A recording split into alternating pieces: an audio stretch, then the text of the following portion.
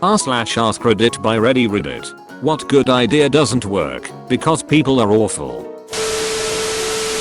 In 1967 the white bicycle plan was implemented in Amsterdam. It was a policy where thousands of unlocked white bicycles were placed around the city, free to use for anyone.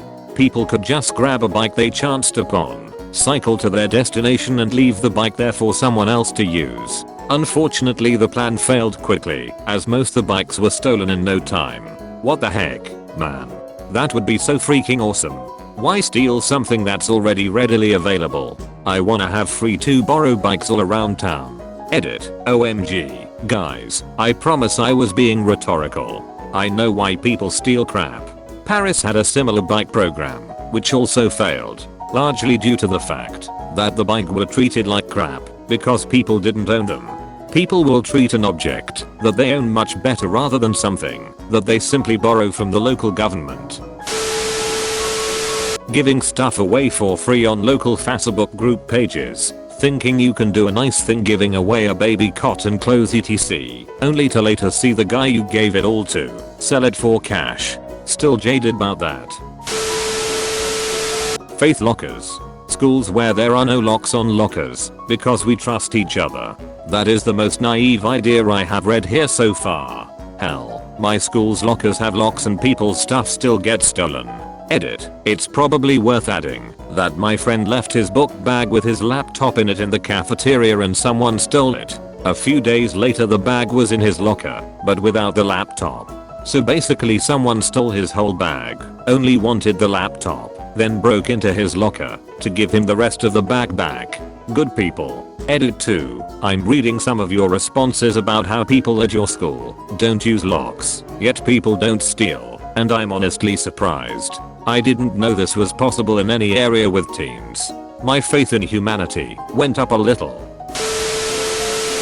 A large downtown church had to remove its offerings for the poor collection boxes. Even though they were mounted to the wall and locked, people would smash them open and steal contributions generously given for those in need.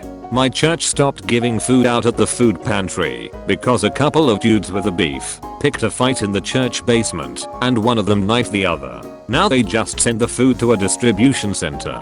It sucks that there are more layers between people and the assistance they need, but the volunteer staff was all little old ladies. Edit. Squash and beefs. A local bakery used to give out the unsold bread at the end of the night. They had to stop when someone tried suing them saying the bread got them sick. The bakery I work at used to give unsold bread to a food bank, but they quit cause they found out food bank staff started selling the bread in secret. This is why we can't have nice things. FFS. Baggage carousels. Stand the duck back people and we can all reach our bags when they come round. Crowd into the carousel as close as you can get, and you block everyone whose bag happens to come out before yours. They all need a gentle slope away from the carousel, so it isn't comfortable to stand next to it. Dude, this could change the world. Leaving a bowl of candy in front of your house on Halloween with a sign saying take one. In high school we had this speaker one day who told a story. He said he would put a fake scarecrow on his porch for the weeks leading up to Halloween. Then, on Halloween, he would dress up in the outfit and sit on the porch holding a bowl with a sign please take one. Anyone who took more than one would get an awful scare when he jumped up and chased them. My mom did this. She stuffed an old skeleton costume. When she said I said only one, a poor kid pooped in his pants and my mom had to help him clean up inside our house. No, you poop your pants. It's time to go home. This, what the duck? You poop your pants? And now it's on me to clean up. Hell no. Waddle your poop filled pants up the street to your mom. Also, carry this sign that says I'm at a candy grabber. The 10 items or less express line. Still remember the Safeway 10 items express lane Nazi in my college days. I know I had 9 items. She told me to get off the express lane. I insisted she rings me and counted each and every item out loud and sure enough ended a 9. Which, something similar happened to me. The maximum was 15. I had 12 items including a hand of bananas.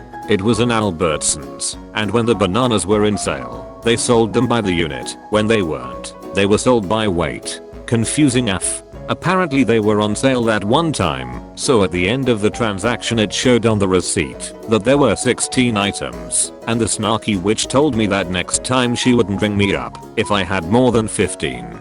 I didn't say anything because I hadn't seen the receipt and I was confused, but after I realized they counted each banana, I almost went back just to punch her on the throat. Go back and buy 15 bunches of bananas. This is the pettiness I thrive off of. Keeping public restrooms clean. Seriously. If you pee on the seat, clean it up. If you're a dude, lift the ducking seat. Shake the water off your hands while you are at the sink to keep the counter clean. If you drop some paper on the floor, pick it up. All these people that think bathrooms are disgusting are the ones who make it disgusting. Edit. That last line mainly pertains to the people who hover so they don't have to touch the toilet seat, then end up peeing all over it. On a similar note, don't leave the goddamn faucet running. Found this twice in the last month in the public bathroom at the restaurant I work at it. Like, WTF, who are these cretins? Edit. 2 days after posting this, one of them struck again. Hitchhiking. It was cool in the 60s and 70s. Then people started getting murdered, and it became not cool. Probably more like then the news started reporting the murders. Yeah, I was thinking the same thing.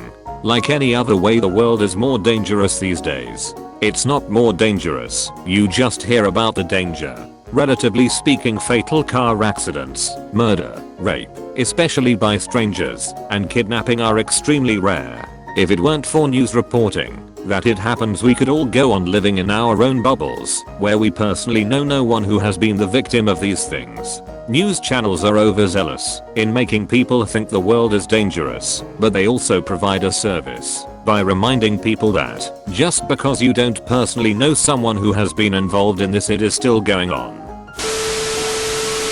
Trash cans in public places. I work at a beach and see this daily. People come and spend the day at the beach with their family and they bring all sorts of food and drinks in order to enjoy their day at a good beach.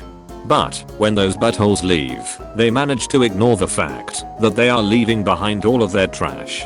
And this trash ranges from plastic bags all the way to dirty diapers. It's especially aggravating because we have trash cans literally, and I'm using this word as it is meant to be used, lined all the way down the beach with no more than 20 yards between each one. People suck. Charities. Duck you executive directors who spend 90% of donations on your salaries and operating expenses and only use 10% for the people the charity is supposed to benefit. Point, that's right. I'm talking to you, American Red Cross, Susan G. Komen Foundation, Wounded Warrior Project, and the list goes on and on ad nauseum. I agree with some of the examples, but this metric alone is insufficient to judge a non-profit. Human capital is often one of the highest expenses for a non-profit, so it's not uncommon to see most of the annual budget for small and effective non-profits to go to its staff. Like it or not, non-profit staff need to be fairly compensated for what they do. Yes, I agree the directors shouldn't be making millions, but that's not common if you look at non-profits as a whole. Non-profits often don't work for a whole host of other reasons: staff and volunteer turnover, loss of grants, inhospitable environments, distorted incentives for board and/or major donors, unsustainable operations. Nintendo. Anything Nintendo. Share you game with friends over link cable, Wi-Fi, Wi-Fi, just play together, damn it. Nope. We are bringing out a console that also converts to a handheld. Wow, excellent idea, Nintendo. Boo it, it's got hardware from 5 years ago. Well, not great, but I can live with it if the price is. It's gonna cost you the same as a PlayStation 4 or Xbox One. Wait, what? Okay. Jesus. Well, at least me and my mates can play Splatoon online together. Yeah, you gotta pay for online now. We've been pretty clueless with online for years now, but we reckon we can wing it. Duck's sake, Nintendo. The extra controllers are gonna cost a bomb too. Duck. Space travel. Because we cannot come together as a species to share the resources it would take to make space travel truly worth it. Like the asteroid mining, that was announced recently, or colonizing another planet, exploration and the competition that this holds along with the resources that would be brought back would further drive the technological advances in our race. The whole new generations of craftsmen/craftswomen, inventors, engineers, etc. The job crisis would be over. There would be more room for people to pursue their passions without having to succumb to the harshness of always needing just one more dollar. This should have been a thing ages ago, but instead people are awful. They wanna create borders and stuff. We gotta be stingy and stuff. We gotta be more powerful than the other to enforce ourselves on them and poop. etc and poop poopy poop poop. Human race progress is slow, but we will get there someday. Edited to add some pizzazz. Thank you for watching Reddit. Don't forget to like and subscribe for more r/AskReddit videos. Share your stories in the comment section below.